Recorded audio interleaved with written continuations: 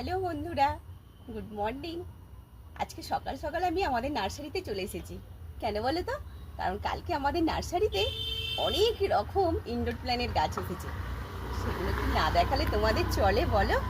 তাই আমি এসেছি তোমাদেরকে সেই গাছের ভিডিও দেখাবো বলে। প্রথমেই যেটা দেখাবো সেটা হচ্ছে অ্যানথোরিয়াম।